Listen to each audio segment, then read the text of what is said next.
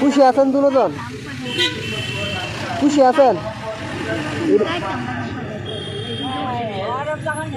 আচ্ছা আচ্ছা, এদিকে আরো কিছু দিতাম আপনারা।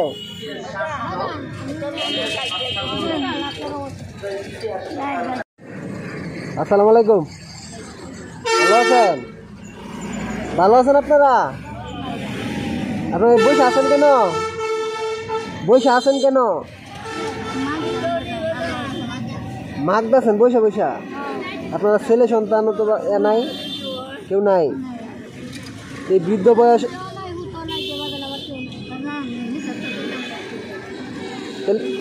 এই বৃদ্ধ বয়সে এখানে এই যে বসে আছেন রোদ্রের মধ্যে, আপনারা অসুস্থ হয়ে যাবেন তো। এই শরীরে পুরা গাইমে গেছে। টাকা তুলছেন? কিছু টাকা তুলছেন? টাকা উঠাইছেন? মাত্র সকালবেলা খাওয়া দাওয়া করছেন? খাইছেন না?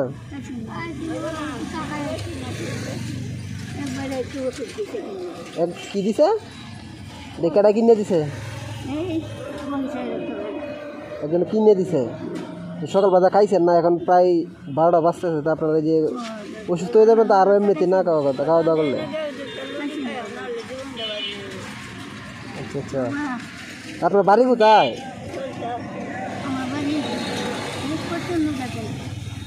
আপনি হাঁটতে পারেন? হাঁটতে পারেন না?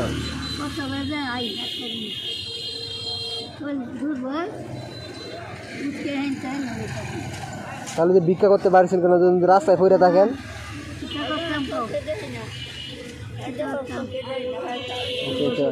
দর্শক আসলে দেখেন মানুষ কতটুকু অসহায় হলে, ছেলে সন্তান কেউ নেই কিন্তু তারা অসহায় হয়ে রাস্তায়, যে আজকে শুক্রবারের দিন তারা মসজিদের সামনে বসে আছে যাতে মানুষে কিছু দিতে পারে, মানে মসজিদের সামনে বসে আছেন যাতে কেউ কিছু দিবে তার এই টাকা তোলার জন্যে।